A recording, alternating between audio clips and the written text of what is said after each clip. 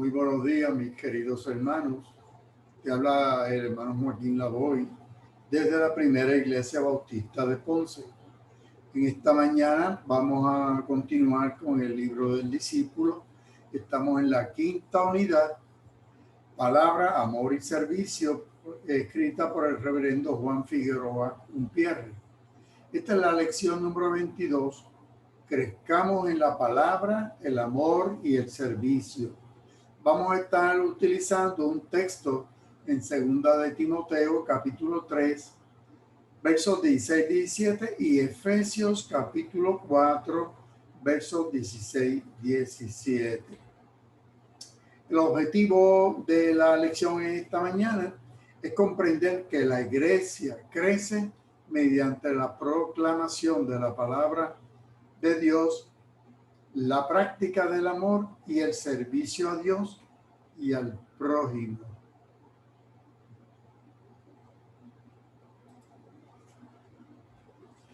El análisis de la escritura. Vamos allá, busquen su Biblia, 2 de Timoteo, capítulo 3 y Efesios, capítulo 4. ¿Quién es Timoteo? Timoteo es un muchacho de padre griego y mamá judía. Su nombre significa temeroso de Dios y uno que honra a Dios. Timoteo llegó a ser un líder a tal punto que presidía la iglesia en Éfeso, a pesar de ser un muchacho joven. Dice en Hechos capítulo 16:1 que cuando Pablo llegó a Derbe y a Listra, había un discípulo llamado Timoteo que era hijo de una mujer judía cristiana y un padre griego. Aquí tenemos los viajes para el primer y segundo viaje de Pablo. Salían de Jerusalén, pasaban a Antioquía, de aquí a Chipre y a Listra, Derbe, Iconio, esta área. En el segundo viaje, ya entonces Pablo va hacia Troas, de ahí pasa a Filipo, Berea, Atenas, Corintio, etc. Pero en esta área es que Pablo conoce a Timoteo y luego Timoteo preside la iglesia aquí en Éfeso. Aquí lo tenemos más claro. Así que cuando Pablo escribe a la iglesia en Éfeso, Pablo está preso en Roma. Y Timoteo, que era de esta área, está presidiendo la iglesia en Éfeso. Hechos 16:2 dice que los hermanos que estaban en Listra y en Iconio hablaban muy bien de Timoteo. Así que Pablo quiso que Timoteo los acompañara y para evitar problemas con los judíos lo mandó a circuncidar, ya que el padre de Timoteo era griego. Segunda de Timoteo, capítulo 3, nos dice que el verso 14 al 17 que nos equipamos por las escrituras. Las escrituras nos preparan a nosotros. En el verso 14 de esa segunda de Timoteo, capítulo 3, dice, tú por tu parte, o sea, tú Timoteo, persiste en lo que tú has aprendido y en lo que te persuadiste, pues sabes de quién ha aprendido. Pues había aprendido nada más y nada menos que de su abuela y de su madre, no de ningún evangelista. En 2 Timoteo 1:5 dice que le viene a la memoria la fe sincera que hay en ti, en Timoteo. Habitó primero en tu abuela Loida y en tu madre Eunice. Desde la niñez has conocido las sagradas escrituras, las cuales te pueden hacer sabio para la salvación por la fe que es en Cristo. Así que las escrituras, la Biblia, la palabra de Dios, nos hace sabios por medio de la fe en Cristo, para que seamos salvos por medio de esa fe. Y entonces continúa Pablo diciendo que toda escritura es inspirada por Dios. el verso 3:16 de segunda de Timoteo dice: toda la escritura es inspirada por Dios y útil para enseñar, para redarguir, para corregir, para instruir en justicia.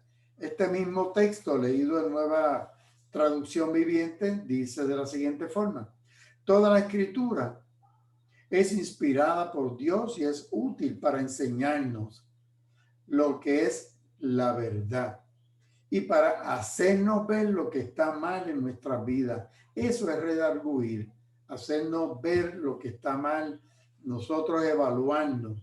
Y entonces la escritura, la palabra de Dios, la Biblia, nos corrige cuando estamos equivocados y nos enseña a hacer lo correcto.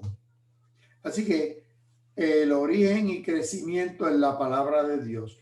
Toda escritura es inspirada por Dios. Aquí se acentúa el origen divino de esa palabra de Dios. De su origen emana su autoridad, que no se menoscaba por el hecho de que fuera comunicada a través de personas.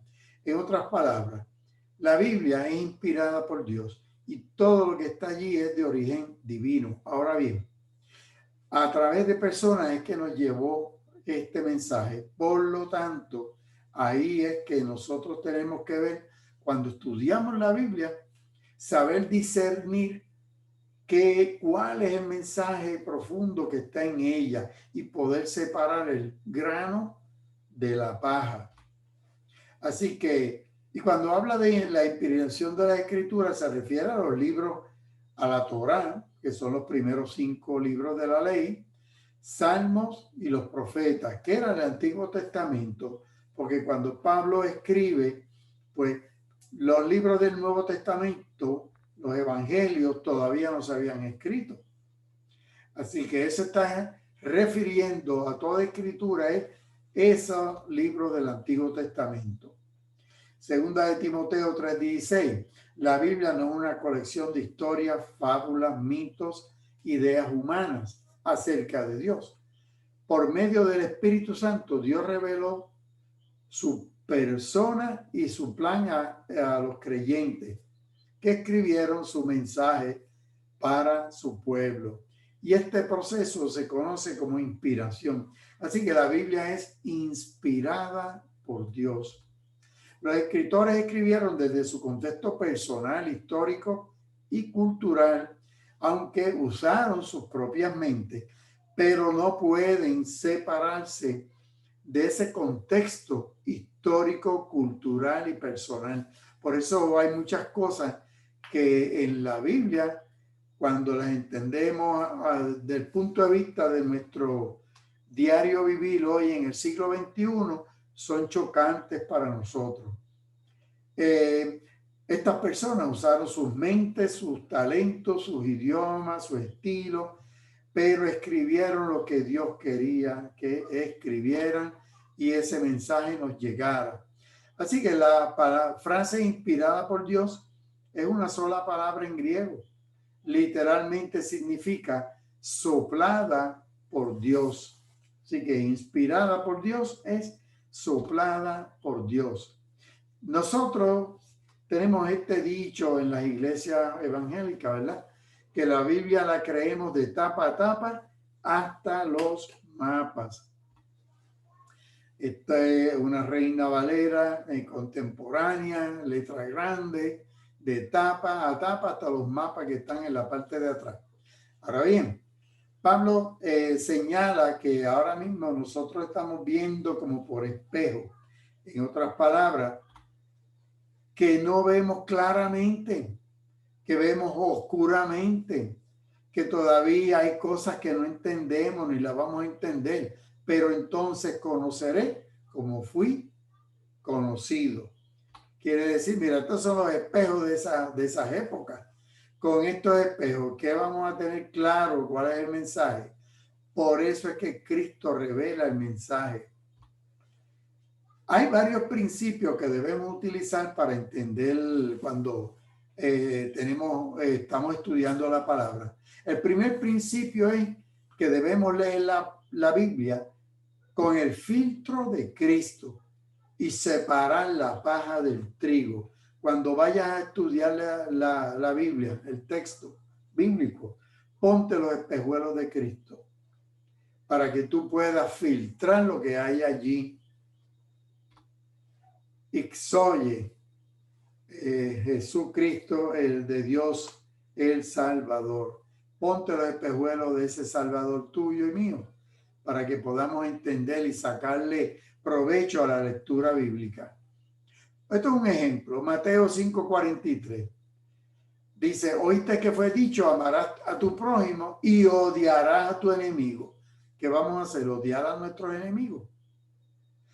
Menos mal que el Señor lo aclara ahí mismo. Pero yo os digo, en otras palabras, en el Antiguo Testamento está escrito esto de ojo por ojo, diente por diente, la ley del talión, de amar al prójimo y odiar al enemigo. Pero Cristo dijo: yo digo, ama a vuestro enemigo, bendícelo, a los que maldicen, haced bien a los que odian y orad por los que os ultrajan y os persiguen. O sea, Cristo con esos espejuelos espirituales de él nos aclara cuál es el mensaje que Dios quiso darle al escritor divino. Segundo principio: cada uno esté plenamente convencido de lo que piensa. En otras palabras, cuando leemos e interpretamos la Biblia, va a haber textos que nos confunden. Textos en donde unos hermanos, unas congregaciones piensan de una forma, otros de otra. Por eso es que entonces cada uno debe estar completamente convencido en su propia mente y no con la mente del otro.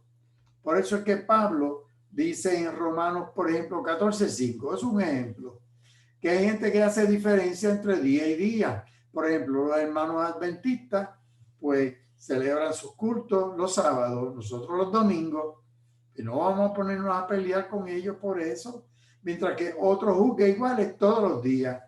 Tú y yo posiblemente juzgamos igual el sábado, el domingo, el lunes. Cada día hay que adorar al Señor.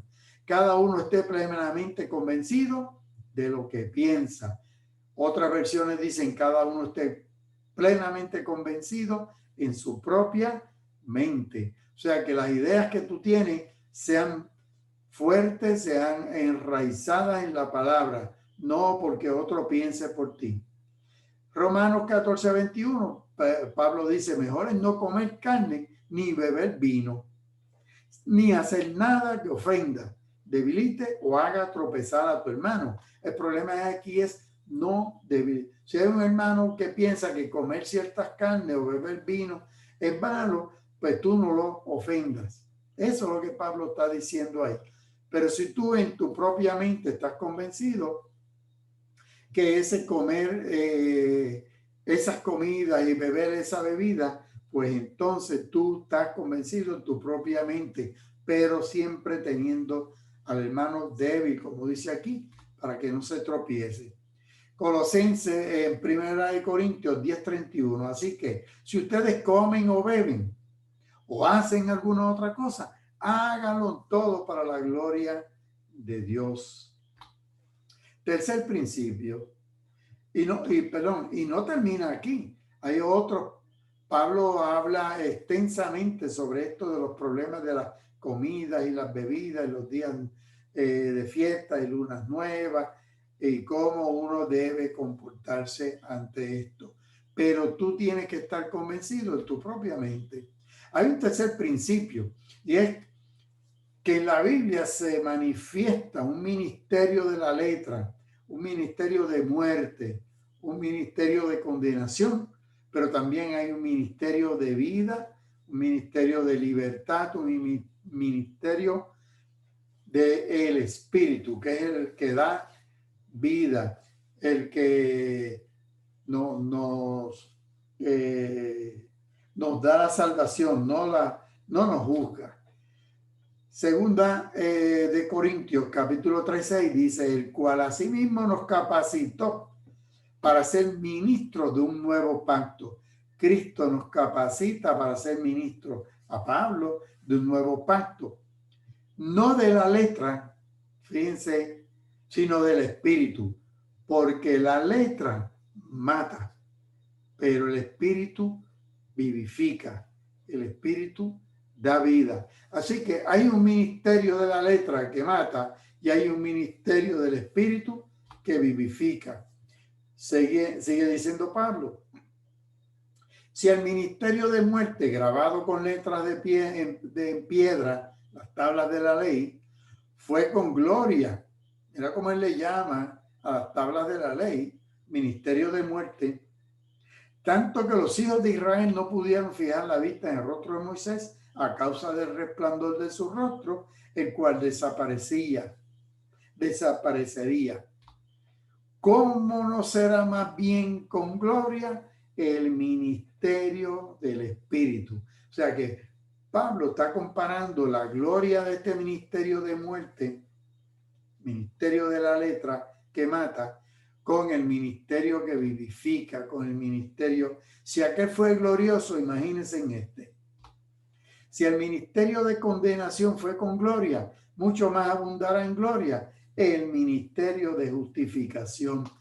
La ley era para condenación. La fe en Cristo es el ministerio de justificación que nos hace justos delante de Dios por la fe en el sacrificio, en la muerte de Cristo en la cruz del Calvario y su resucitación.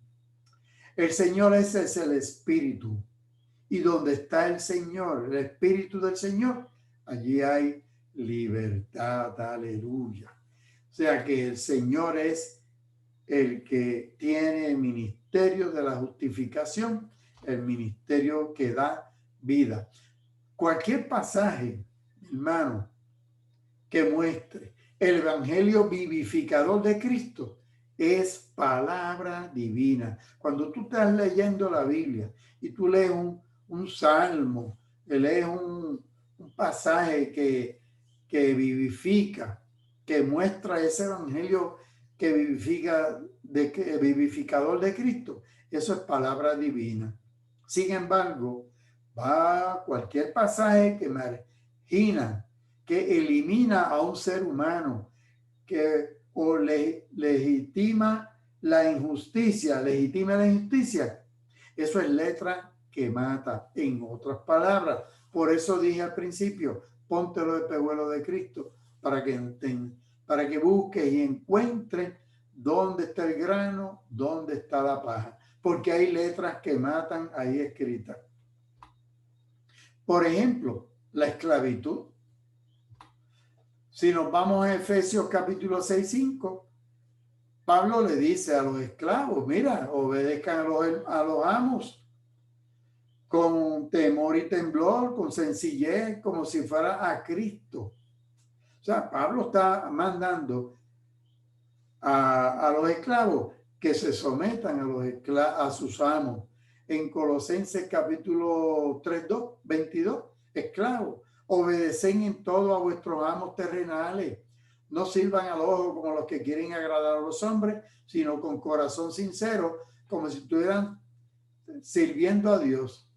O sea que esos son textos que están ahí, que entonces por eso es que la esclavitud en las iglesias en Estados Unidos, especialmente en el sur, se avalaba la esclavitud, porque decía que la Biblia eso es letra que mata. Todos los que están bajo el yugo de esclavitud tengan a sus amos por dignos de todo honor, para que no sea blasfemado el nombre de Dios y la doctrina. Así que había que estar bajo el yugo de esclavitud, había que tener al amo como digno y honrar al amo. Exhorta en Tito, Pablo le escribe a ti en Tito, exhorta a los esclavos a que se sujeten a sus amos, que agraden en todo, que no sean respondones. Pero Pablo no se queda solo, Pedro también, y en Primera de Pedro dice, criado, está sujeto con todo respeto a vuestros amos, no solamente a los buenos y afables, sino también a los amos difíciles de soportar. Y por último, a Filemón, Pablo en esta carta dice, te ruego por mi hijo Onésimo, a quien engendré mis prisiones. Onésimo era un esclavo que se había escapado, pertenecía a Filemón. En la cárcel se convierte, acepta a Cristo como su Salvador, y por eso Pablo le dice a Filemón, quizás se apartó de ti por algún tiempo. Se apartó, no, se escapó, para que lo recibas para siempre. O sea que Pablo entonces le está mandando de nuevo a Onésimo para allá y lo dice, no lo recibas como un esclavo, recíbelo ahora como tu hermano amado, mayormente para mí, pero cuanto más para ti, tanto en la carne como en el Señor. O sea que Pablo, en su momento histórico cultural, pues eso era normal para ellos, la esclavitud. Hoy por hoy esto nos choca y de hecho hay textos prejuiciados contra la mujer debido al patriarcado. Mira uno, Pablo, 1 Corintios 11:5. Toda mujer que ora o profetiza con la cabeza descubierta deshonra su cabeza porque es lo mismo que si se hubiera rapado.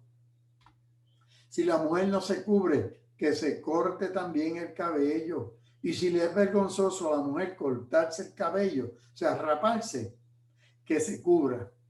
O sea que las mujeres, Pablo aquí, las está mandando a cubrirse la cabeza. Y vuestras mujeres callen en las congregaciones, porque no les es permitido hablar, sino que se deben estar sujetas como la ley lo dice. ¿Ven que estos son textos que debido al patriarcado terrible, machista que había, pues eso es lo que Pablo escribe ahí y expresa. Y si quieren aprender algo, pregunten en casa a sus maridos, porque es indecoroso que una mujer hable en la congregación. La mujer aprenda en silencio con toda sujeción. No permito a la mujer enseñar ni ejercer dominio sobre el hombre, sino está en silencio. Por eso hay iglesias que todavía no pueden tener pastora, solamente enseñar a los niños, no pueden ser ni maestros de adultos ni nada de esto. Así que estos son textos que hay que tener cuidado. Por eso cuando estudiamos la palabra hay que ponerse los espejuelos de Cristo y poder discernir qué es palabra del ministerio de justificación, del ministerio de vida, y no la palabra, la letra que mata. Porque hay muchas letras que matan, muchos textos terribles. Hay textos que yo le llamo de horror, escritos ahí en la palabra. Pero toda palabra, toda la Biblia fue inspirada por Dios. Pero nosotros la tenemos que entonces aprender a interpretarla y estudiarla en base al conocimiento que Él nos ha estado dando, a la revelación y a la revelación máxima, que es la revelación de Cristo Jesús. Las virtudes de la palabra propician crecimiento, le dice Pablo ahí a Timoteo en el 16b. ¿Cómo cuáles? Primero que nada, Pablo dice que la escritura sirve para enseñar, es decir, para instruir en el camino de la vida, con una expectativa de que las personas la comprendan y acepten a Cristo como su Salvador. Por eso que esto es lo primero. La palabra es para enseñar y enseñar esto, que Cristo es nuestro Salvador. Segundo lugar, nos dice que las escrituras sirven para redarguir. Redarguir es para desarrollar introspección. La palabra nos habla bien adentro de nosotros. El poder para redarguir es una de las virtudes más poderosas de la palabra de Dios. Debemos tener en cuenta que al predicar o enseñar la palabra de Dios, entramos en un proceso de liberación. La palabra nos ayuda a liberarnos. Esa es el redarguir. En tercer lugar, Pablo enfatiza que la escritura es útil para corregir, que habiendo la palabra siendo redarguida por la palabra de Dios y habiendo aceptado el perdón de sus pecados mediante la fe en Cristo, viene la acción correctiva, que es lo que llamamos la transformación de la persona conforme a la imagen de Cristo. Así que una vez que tenemos la enseñanza, la redarguir viene a corregir. Entonces empezamos la acción de transformar nuestro ser interior, nuestra manera de pensar. Ahí viene la metanoia, el cambio de mente, ¿verdad? Y en cuarto lugar, la palabra de Dios sirve para instruir en justicia. La justicia de la que Pablo habla es la salvación por medio de la fe en Cristo, porque eso es lo que nos justifica. Esta es la justificación por la fe, que somos justos delante de Dios por medio de nuestro depositar nuestra fe en el sacrificio que hizo Cristo por nosotros. Esa es la justificación por la fe. Eso es instruir en justicia. Pablo sostiene que somos salvos no por las obras de la ley, sino por la fe en la muerte y resurrección de Cristo.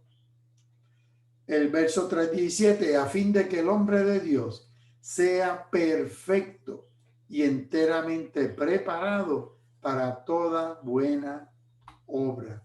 Así que en 2 de Timoteo 3:17 dice, es nuestro celo por la verdad de la Escritura. Nunca debemos olvidar el propósito de la Escritura, que es capacitarnos para hacer el bien. No deberíamos estudiar la palabra de Dios solo para incrementar nuestro conocimiento o prepararnos para ganar argumentos. Debemos estudiar la Biblia para saber cómo llevar a cabo la obra de Cristo en el mundo. Nuestro conocimiento de la palabra de Dios no será útil a menos que fortalezca nuestra fe y nos lleve a hacer el bien. Hebreos 4:12 dice que la palabra de Dios es viva y es eficaz y más cortante que la espada de dos filos. Penetra hasta partir el alma y el espíritu, las coyunturas, los tuétanos, y entonces discierne los pensamientos y las intenciones de mi corazón.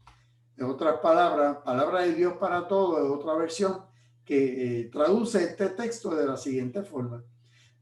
Dice que la palabra de Dios vive y que es poderosa y que tiene más filo que cualquier espada de dos filos, que penetra tan profundo que divide el alma y el espíritu, las coyunturas, los huesos, entra tan profundo en nosotros que juzga los pensamientos y los sentimientos que hay en nuestro corazón. Por eso que la palabra es poderosa y nos ayuda y nos redarguye.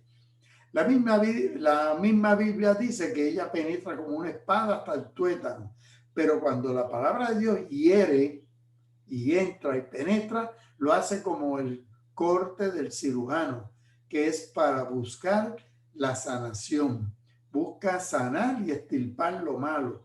Así que la capacidad para redarguir que la Biblia tiene es sanadora. Y hay que usarla no para uno complacerse en dominar, ofender y maltratar a los demás. Hay de aquellos predicadores y maestros que utilizan la palabra para maltratar, ofender, juzgar, porque la palabra misma tiene la capacidad y el poder. Dice ahí en hebreo, la palabra está viva y es eficaz y penetra y nos hace redarguir. Así que la finalidad entonces de la escritura es, San Pablo señala que la finalidad de la escritura es que el hombre de Dios sea perfecto y preparado para las buenas obras. Que el hombre de Dios sea perfecto significa santificado en la verdad de Dios, y la verdad de Dios es conocida por medio de nuestro conocimiento de Cristo, que nos ayuda y nos encamina y nos capacita para que hagamos solo lo que es bueno y agradable a Dios. Este cántico, este himno viejo, Santa Biblia para mí, nos dice que es un tesoro que contiene la verdad, que contiene la divina voluntad. Tú me dices lo que soy, de quién vine y a quién voy. O sea que la Biblia nos dice nos ayuda a entender nuestro propio ser, nuestra identidad, quién yo soy, de dónde vine y cuál es mi fin último. Ahora, por último, la segunda parte, Pablo está aquí, le escribe a la iglesia en Éfeso. Aquí. Esto es el mar Mediterráneo, esta es Grecia, esto es Italia.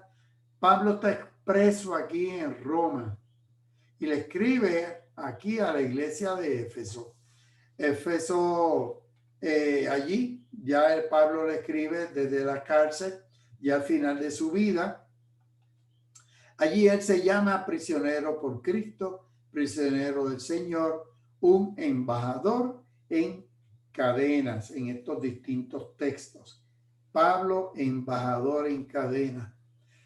Efesios es como que una versión más extensa de Colosenses, pero comparten alrededor de 55 versículos estas dos cartas, pero Efesios es una carta más extensa.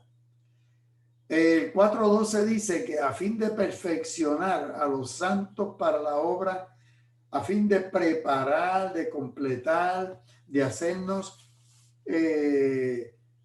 pulirnos, vamos a decir, para hacer la diaconía. La diaconía es la obra, el servicio. ¿Para qué? Para estar preparado para hacer las obras, y eso edifica el cuerpo de Cristo. En otras palabras, el catartismo es preparar, entrenar, perfeccionar, capacitar. Es colocar, se usa, es colocar los huesos durante una cirugía en su lugar. En otras palabras, la palabra de Dios, el propósito es que nos perfecciona, nos capacita para hacer la obra, la diaconía, que no es otra cosa que el servicio, ¿verdad?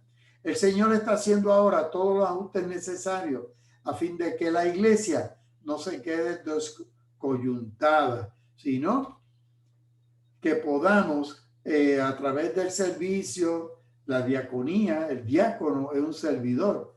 Esto es un ministerio, el ministerio del servicio. Así que el verso 13, hasta que todos lleguemos a estar unidos por la fe y el conocimiento del Hijo de Dios. Hasta que lleguemos a ser un hombre perfecto. Teleios. Teleios es un hombre maduro, completo, perfecto. Hombres y mujeres, seres humanos maduros, completos y perfectos.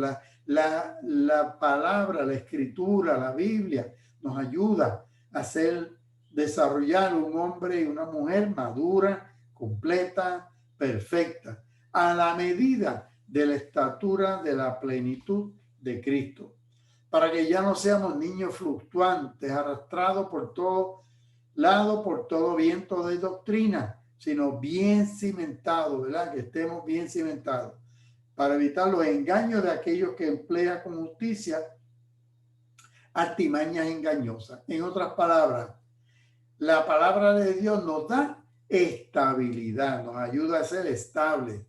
Además, esa estabilidad nos ayuda, esa palabra, que profesemos la verdad en amor y crezcamos en todo en Cristo. En otras palabras, que seamos íntegros.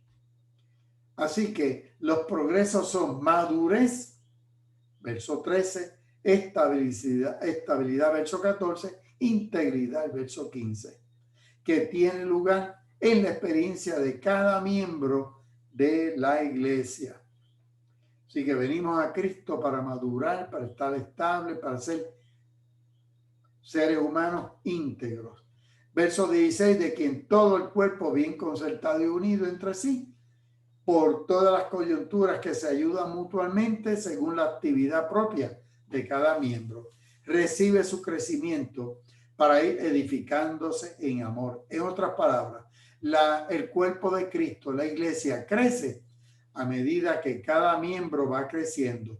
Vamos paralelo, crecen los miembros de la iglesia, crece la iglesia, crece el cuerpo de Cristo. Él hace que todo el cuerpo encaje perfectamente Es el mismo texto, pero en Nueva Traducción Viviente, el 4:16.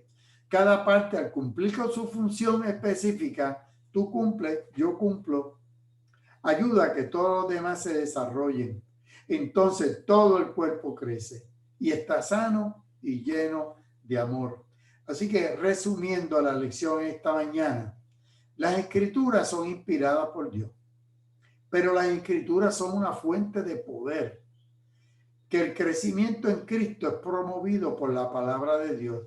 Ese estudio de esa palabra, como te dije, con los espejuelos de Cristo, sirve para enseñar, para redarguir, corregir e instruir en justicia, hacernos justos, a saber cuál es la justicia de Dios. No podemos confundir redarguir con acusar. No podemos, la palabra no es para estar acusando, ni señalando, ni juzgando, ya que el redarguir es obra de la misma palabra de Dios. La palabra, que es como una espada de dos filos, es la que penetra y nos redarguye. Y el crecimiento en la iglesia es personal, pero a la misma vez colectivo. Así que, y la semana que viene vamos al Evangelio de Marcos en el capítulo 6. Y se titula Visión, Compasión y Acción. Esa es la semana que viene, domingo próximo. Así que te habló desde la Primera Iglesia Bautista de Ponce, el hermano Joaquín Lavoy. Dios te bendiga, Dios te guarde.